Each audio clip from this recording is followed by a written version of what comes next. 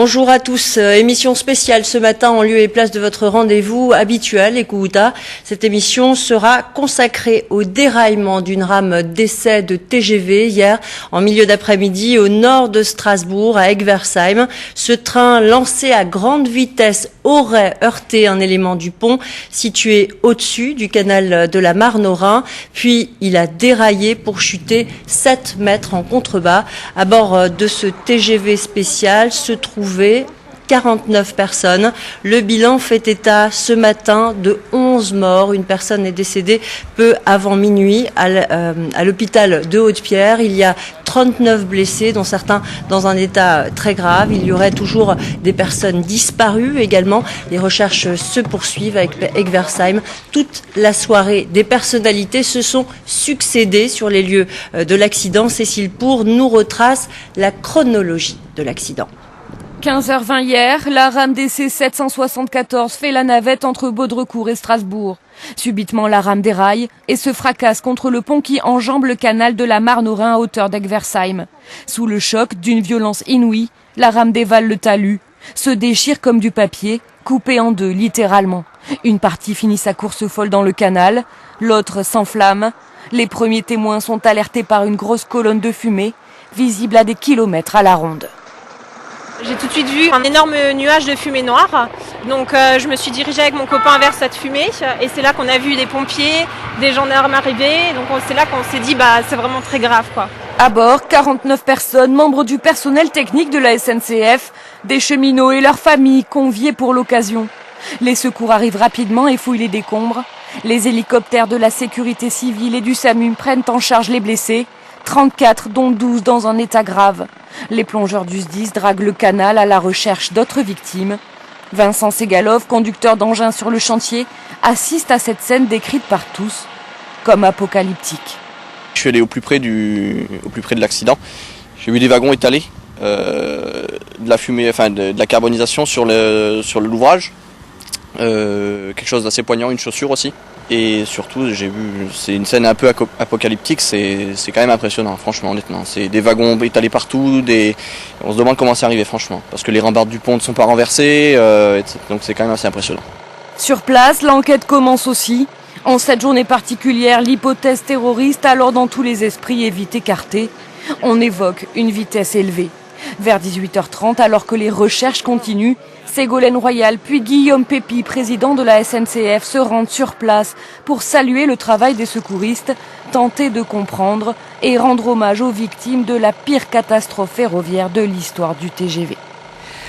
Alain Fontanel, vous êtes avec nous sur ce plateau, vous êtes le premier adjoint de Strasbourg, vous étiez sur place hier soir, vous étiez avec Ségolène Royal, vous écriviez hier soir sur les réseaux sociaux que le site est rempli d'effroi. Quelles étaient vos impressions quand vous êtes arrivé là-bas ? On est immédiatement frappé par l'ampleur du désastre. C'est une zone de crash, il y a des bouts de train partout, il y a des objets personnels. Il y a des corps encore, beaucoup de corps, et c'est donc extrêmement saisissant. Et il y a cette odeur terrible qui vous attrape, et on est évidemment pris par l'émotion et par l'incompréhension, savoir comment ça a pu se passer. Alors on va retrouver maintenant sur place Renaud Hartzer à Egversheim. C'est toujours la même scène de désolation. Les rames et les wagons sont toujours là, Renaud. Oui, Régine, les recherches se poursuivent dans ce paysage vraiment de désolation, comme vient de le dire Alain Fontanel, des wagons déchiquetés, retournés, des bouts de métal partout, des morceaux de roues, et puis cette motrice et ce wagon qui sont tombés dans le canal de la Marne au Rhin. Alors, pour les recherches, vous savez qu'il y a toujours 5 personnes qui sont portées disparues. Les recherches se sont poursuivies jusqu'à 3 heures cette nuit. Les chiens, semble-t-il, comme disent les pompiers, ont marqué, c'est-à-dire qu'ils ont senti quelque chose, mais les opérations de déblayage n'ont pas permis de retrouver d'éventuelles victimes. Donc les recherches ont repris ce matin. Il faut quand même savoir qu'on ne sait pas si ces 5 personnes portées disparues se trouvaient ou non à bord du train, puisqu'il semble que les listes établies par la SNCF ne soient pas très précises. Alors maintenant, qu'est-ce qui va se passer ? Il y a partout des enquêteurs sur place, sur le talus, sur la voie au milieu de la scène de l'accident. Il devrait y avoir maintenant des opérations de levage qui visiblement vont commencer dans quelques minutes. Les grues sont déjà arrivées sur place. L'enquête donc se poursuit, une enquête qui s'annonce très longue. Il va même y avoir 3 enquêtes différentes qui vont être menées. C'est ce que précisait hier le président de la SNCF, Guillaume Pépi, qui était sur place. On va l'écouter. La première, celle qui a déjà démarré, c'est celle des audits de sécurité de la SNCF. Un certain nombre d'experts sont déjà sur place pour essayer de comprendre ce qui a pu se passer. Bien évidemment, le ministre des Transports a la possibilité de déclencher une enquête du bureau enquête accident, comme il le fait souvent. Ça, c'est la décision d'Alain Vidalis, le ministre des Transports. Et la troisième, c'est évidemment l'enquête judiciaire qui est conduite sous la responsabilité du procureur de la République. Ce sont ces 3 enquêtes qui permettront d'aller au fond des choses. Voilà, donc l'heure est pour l'instant à l'enquête, l'heure est au deuil, mais il y a une autre question qui se pose, celle de la mise en service de cette deuxième phase du TGV Est, qui devait être en service à partir d'avril 2016. Alors on ne sait pas si cette date pourra être maintenue, parce qu'il va falloir aussi évaluer les dégâts qui ont été causés sur la ligne. Je vous propose d'écouter Jacques Rapoport, c'est le président de SNCF Réseau. Il a donné son avis sur la question hier soir. C'est trop tôt pour le dire. Aujourd'hui, c'est l'heure des victimes, de la solidarité et de la compassion. C'est le démarrage des enquêtes. Évidemment, le TGV, c'est la fierté de la SNCF. Et nous sommes attachés à son développement. Mais l'heure actuelle est celle du recueillement, puis de la compréhension de ce qui s'est passé. Et c'est au vu de tous ces éléments qu'une suite pourra être donnée dans les jours, les semaines et les mois qui viennent. On parlera avec vous tout à l'heure, Alain Fontanel, des conséquences économiques, effectivement, de cet accident. D'abord avec vous, Jérôme Sotti, vous êtes le colonel responsable des secours. Vous êtes sur place depuis hier après-midi. Vous y êtes resté une bonne partie de la nuit. Donc on l'a vu avec Renaud Hartzer. On entre dans une deuxième phase dans les secours. On va chercher des corps sous les rames, dans le canal. Oui, donc nos équipes ont travaillé jusqu'à environ 3-4 heures le matin. On a laissé des moyens d'éclairage et tout un soutien sanitaire pour les gendarmes qui étaient présents sur place. Et les opérations de recherche ont repris ce matin, mais on attend surtout que les voitures et les motrices soient relevées pour qu'on puisse éventuellement faire des recherches sous ces voitures.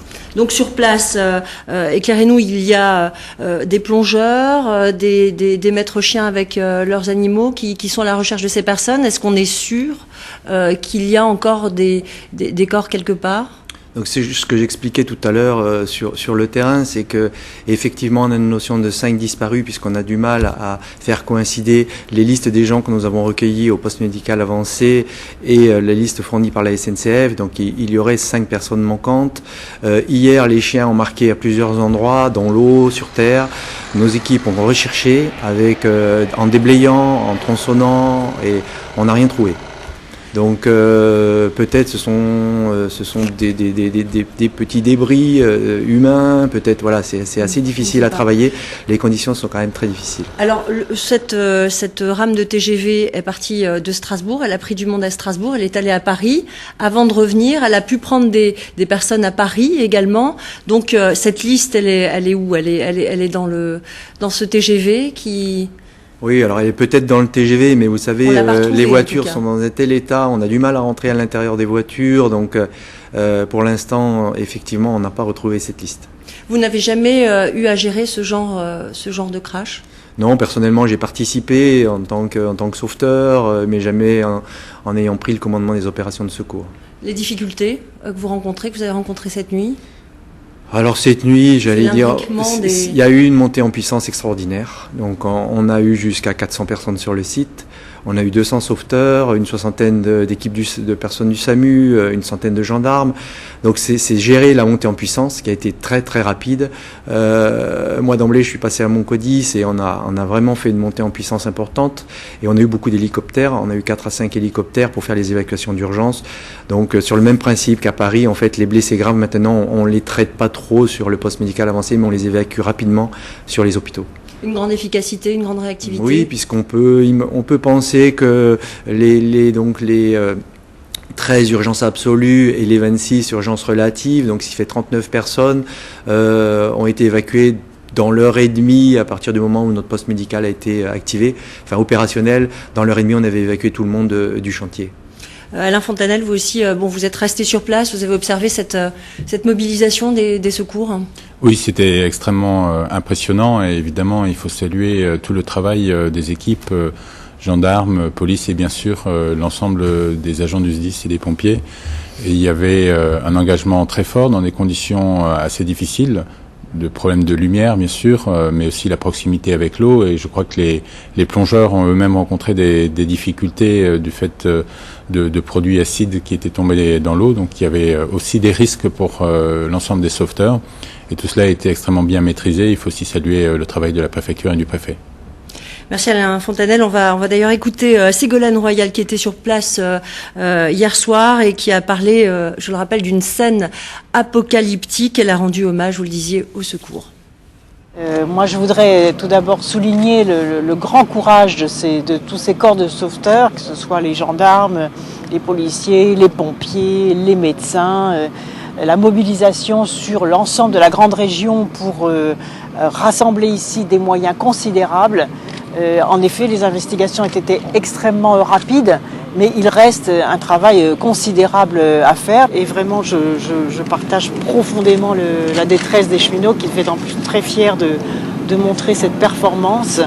Et c'est un drame que nous avons à déplorer. Et la priorité aujourd'hui, bien évidemment, va avec la solidarité avec les familles des victimes. Les encouragements aussi à ceux qui sont très durement blessés. Ségolène Royal le disait, les hôpitaux universitaires de Strasbourg ont été très fortement mobilisés hier après-midi et toute la nuit. Un 11e mort s'est rajouté dans la nuit. Marie Edman est en direct justement de l'hôpital de Haute-Pierre, là où ont été admis les cas les plus graves. Et oui, Régine, le plan blanc a été actionné très rapidement après l'annonce de la catastrophe. Le plan blanc, c'est ce qui permet d'organiser les secours le plus vite possible. Il est déclenché très rarement. Ça a été le cas, par exemple, pour la catastrophe de Pourtalès, pour le crash de l'Airbus. Une quarantaine de personnes, de personnel, médecins, chirurgiens, infirmiers ont été rappelés aux hôpitaux universitaires de Strasbourg. J'ai à côté de moi le docteur Nabil Tellitel, qui est urgentiste. Comment ça s'est organisé? Très vite, tout s'est mis en place, docteur. Très rapidement, toutes les équipes ont été rappelées et en l'espace dans le premier quart d'heure, au maximum 30 minutes plus tard, tout le monde était déjà là et nous étions prêts à accueillir les premières victimes qui ont commencé à arriver, on peut dire dans la demi-heure. Et la mobilisation a été immédiate et tout le monde a répondu présent avec beaucoup de sérieux et beaucoup de professionnalisme et je tiens à les saluer à cette occasion. 39 victimes accueillies, pas uniquement sur les US. Les hôpitaux universitaires ont accueilli les cas les plus graves, c'est ça? Tout à fait. Aux hôpitaux universitaires du Strasbourg, on en a accueilli au total de 18 victimes, dont 12 malheureusement en urgence absolue et dont 2 très graves parmi ces 12 derniers. Comment la situation a évolué ce matin? Comment vont-ils? Là, on va dire que la situation est stable. Il y en a quelques-uns, je pense qu'il y en a 3 qui ont pu regagner leur domicile hier soir, et les autres sont tous dispatchés dans les services spécialisés concernés, que ce soit en réanimation, en service de chirurgie orthopédie, dans les services de soins continus pour prodiguer les soins et pour assurer une surveillance après, parce que la plupart ont quand même eu des traumatismes conséquents. J'imagine que les salles d'opération ont fonctionné à plein hier soir, cette nuit? Tout à fait. Les salles d'opération, principalement les salles de chirurgie viscérale et d'orthopédie, ils se sont mobilisés également. Ils étaient prêts et puis ils ont travaillé tard la nuit. Tout à fait. Alors, on sait aussi qu'il y avait des enfants parmi les victimes. Il y en a 3 encore hospitalisés aujourd'hui. Comment vont-ils?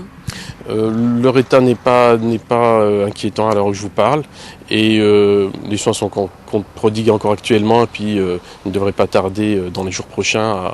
C'est surtout, il faut savoir qu'au-delà des lésions, même si elles sont que superficielles, il y a aussi le traumatisme psychique qu'il faut vraiment prendre en compte et prendre ça très au sérieux par des professionnels. On a aussi donc une cellule médico-psychologique qui a été activée hier soir. On a des médecins psychiatres sur place qui sont rendus sur site et aussi à l'hôpital pour prendre en charge tous les aspects des conséquences de cette tragédie. Merci docteur Tellitel. Voilà Régine ce qu'on pouvait dire à la mi-journée aujourd'hui sur l'état des patients. Merci beaucoup Marie-Alain Fontanelle. On va parler des causes de cet accident. Dans un premier temps, on a pensé forcément à un attentat. Il y avait Paris juste derrière. La théorie de l'attentat donc est écartée. Le sabotage aussi. Ségolène Royal en a parlé hier soir. Oui, effectivement, l'enquête se concentre sur des enjeux techniques, sur la vitesse, sur la situation du... C'est une vitesse excessive qui est avancée. Je crois que c'est trop tôt. Le président de la SNCF le rappelait, il y a 3 enquêtes qui sont lancées de manière concomitante. Il y aura des expertises indépendantes. Ce n'est qu'au terme de ce processus qu'on pourra comprendre. Et évidemment, ce processus va prendre du temps. Et j'imagine que les essais ne pourront pas reprendre tant que l'ensemble des causes n'auront pas été clairement précisées. Et donc on va effectivement vers un retard et un report de l'inauguration de la ligne. D'accord. Si on peut le revoir peut-être sur la carte, colonel Sotti, effectivement l'accident s'est produit sur la deuxième phase, enfin sur la ligne qui n'est pas encore en activité aujourd'hui, qui le sera d'ici quelques mois. C'est à un moment où on prend un virage pour rejoindre à Vendenheim la ligne classique du TGV. Un TGV lancé à pleine vitesse à cet endroit-là, ça paraît très curieux, non ? On parle de 350 km/h juste avant ce virage. Oui, non, moi je ne peux pas non plus me prononcer sur la vitesse de la rame. C'est vrai qu'il y a beaucoup de débris partout. Le choc a certainement été très violent, mais voilà, sur la vitesse, où on a vraiment des voitures réparties sur une très grande surface. Donc il y a eu une cinétique assez importante et violente. Oui. En tout cas, sur ce TGV, il y a des boîtes noires. Elles vont être récupérées. Elles ont déjà été récupérées. Non, l'identification judiciaire avait mis des scellés sur les 2 motrices, celle de l'avant, celle de l'arrière. Ils nous ont demandé de ne pas y toucher. Cette nuit, c'était sous surveillance. Et donc, ils devaient procéder ce matin à 9h ou après 9h, ils devaient procéder effectivement au retrait de ces boîtes noires. D'accord. Qu'est-ce qu'elles pourront apporter comme élément d'information ? Je peux pas vous dire, c'est pas mon domaine. En tout cas, toute la journée, vous allez continuer. Le site va rester bloqué longtemps. On parle de quelques jours. Oui, certainement. Pour avoir discuté avec l'identification judiciaire, il va falloir relever les 8 voitures et les 2 motrices. Et après, vous savez, il est très difficile de se déplacer à l'intérieur des voitures. Nos chiens ont eu du mal à passer. Les sauveteurs ont eu beaucoup de mal à passer, ont dû se faire des brèches. Donc une fois que les voitures seront mises sur leur roue, voilà, il y a tout un travail à faire, donc ça va prendre certainement quelques jours. Les conséquences économiques, Alain Fontanelle, vous le disiez, là, on sait d'ores et déjà que l'inauguration qui était annoncée le 3 avril 2016, l'inauguration sera reportée, vous confirmez ? On n'a pas eu encore cette discussion, mais tout porte à le croire. Mais c'est d'abord évidemment, nos pensées vont d'abord aux familles à ce stade. Les retombées économiques, c'est quelque chose d'autre, on verra. Nous sommes encore dans une période de deuil et puis de besoin de comprendre pourquoi ou est-ce qu'effectivement ce train allait à une très grande vitesse, et puis comprendre quelles sont les causes directes de l'accident. Et puis aussi comprendre s'il est normal et habituel que des enfants soient présents dans ce type d'exercice. Effectivement, une polémique commence à ces sujets. Donc, parmi les personnes embarquées dans la rame TGV, il y avait des employés, évidemment, de la SNCF qui sont chargés de faire toutes les mesures, tous les tests. Il y avait aussi des cheminots invités, ainsi que leurs familles. Il y avait donc des enfants. Marie Edman le disait tout à l'heure, 3 enfants blessés sont toujours à l'hôpital de Haute-Pierre. Renoir Serre, hier soir, Guillaume Pépi s'était effectivement étonné de la présence de ces enfants. Pourtant, ça semble être un usage au sein de la SNCF que d'embarquer les familles dans des séances de tests. Écoutez, c'est ce qu'on a cru comprendre hier, d'abord par les déclarations de Ségolène Royal, qui a expliqué donc en fin de soirée que la SNCF était fière de son TGV, qu'elle était donc fière de faire partager l'expérience de la grande vitesse au plus grand nombre, et que donc lors de ces marches d'essai, qui sont avant tout des tests techniques, eh bien, il était visiblement assez habituel d'avoir des invités, ce que la SNCF appelle des accompagnants. Donc il y avait bien des cheminots qui étaient là pour les essais techniques, et puis leurs invités, et visiblement donc des familles avec des enfants. Donc Guillaume Pépi un peu plus tard s'est exprimé, et il a l'air d'être extrêmement étonné de cette pratique. Je vous propose de l'écouter. Il y avait des enfants, puisqu'il y a des enfants qui figurent parmi les victimes. La question que les enquêtes permettront d'éclairer, c'est qui sont ces accompagnants, pourquoi étaient-ils à bord, dans quelles circonstances avaient-ils été admis à monter dans cette rame. Encore une fois, non pas qu'une rame de test et une rame de mesure soient dangereuses, c'est la 8e ligne à grande vitesse qu'on met en service en France, mais tout simplement parce que pour monter dans une rame de test et de mesure, il y a une habilitation. Cette rame est destinée à faire des tests, et donc seules les personnes qui font des tests sont habilitées à y participer. D'abord, y a-t-il des familles qui étaient à bord de cette rame ? Ça sera à l'enquête de le déterminer. Il faut déterminer dans quelles circonstances des accompagnants ont pu monter à bord de cette rame. C'est pas une pratique habituelle de la SNCF. Ça n'est pas une pratique que la SNCF reconnaît. Un train de test est un train de test. Voilà Régine, je vous confirme que sur place, les opérations de levage sont en train de commencer. Les secours donc s'intéressent à la motrice et aux wagons qui sont tombés dans le canal. C'est là visiblement qu'on aurait retrouvé le plus de victimes hier. Merci beaucoup Renaud Hartzer. Alors Alain Fontanel, cet accident c'est un gros coup dur pour la SNCF, c'est un coup dur aussi pour l'Alsace et l'Eurométropole. Cette deuxième phase du TGV, on l'attend depuis longtemps, depuis 2007. Quelles conséquences en termes de délai de commercialisation de cette ligne vous estimez, vous avez fait... Tout va dépendre des résultats de l'enquête et de savoir si les tests pourront reprendre. Est-ce que le pont lui-même a été endommagé? Est-ce qu'il devrait être tout ou partie reconstruit ou reconsolidé? Tout cela va déterminer des délais, et c'est le délai qui fera l'impact. Évidemment, c'est pas la même chose s'il s'agit d'un report de quelques mois ou d'une période beaucoup plus longue. C'est vrai que ce TGV est attendu depuis longtemps. C'est un accident avec beaucoup de victimes. Maintenant, il faudra regarder les causes dans le cadre d'une enquête indépendante. Colonel Setti, on voit sur ces images les engins de levage qui sont en train... que sont-ils en train de déplacer? C'est un des wagons? Non, a priori, on commence par relever la motrice qui était à l'arrière de la rame.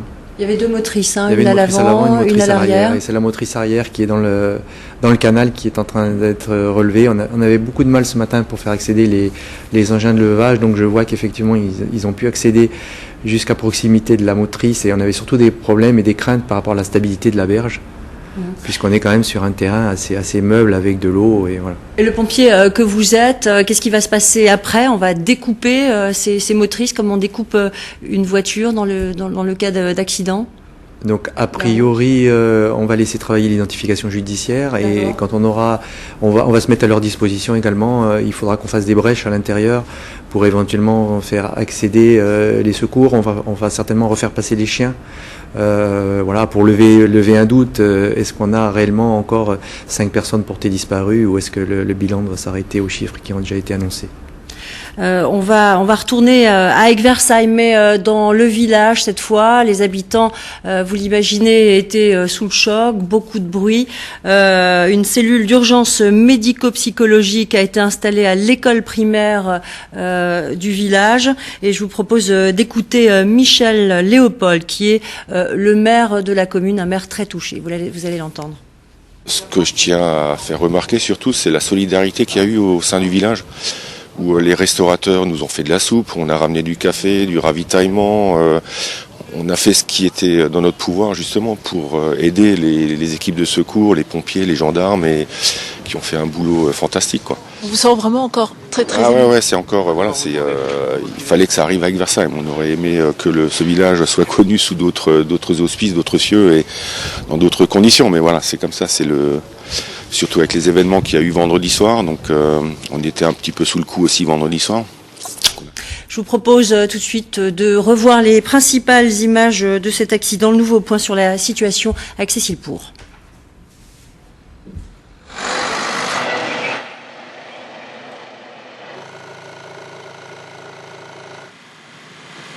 « 15h20 hier, la rame DC 774 fait la navette entre Baudrecourt et Strasbourg. Subitement, la rame déraille et se fracasse contre le pont qui enjambe le canal de la Marne au Rhin à hauteur d'Egversheim.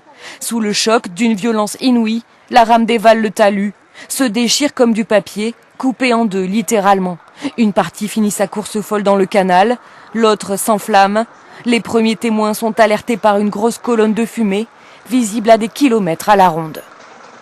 J'ai tout de suite vu un énorme nuage de fumée noire, donc je me suis dirigée avec mon copain vers cette fumée et c'est là qu'on a vu des pompiers, des gendarmes arriver, donc c'est là qu'on s'est dit c'est vraiment très grave, quoi.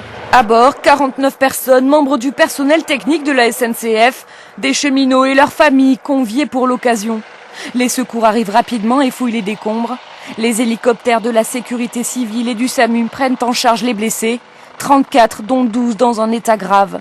Les plongeurs du SDIS draguent le canal à la recherche d'autres victimes.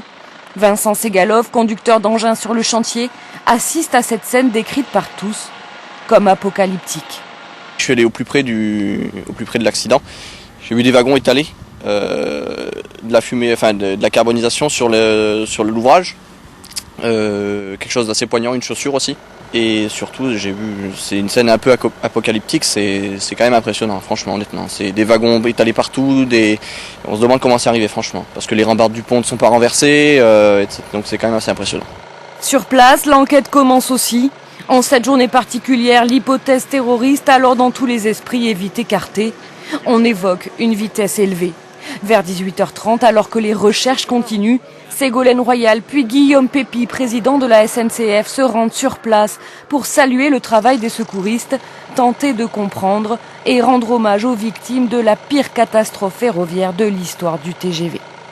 Voilà, cette émission est terminée. Merci messieurs, merci Jérôme Sotti de nous avoir rejoints. Je vous laisse retourner sur les lieux du crash. On se retrouve tout à l'heure à midi pour un flash d'informations. Et toutes les informations, toute la journée, vous les retrouverez sur notre site internet alsace.france3.fr. À tout à l'heure.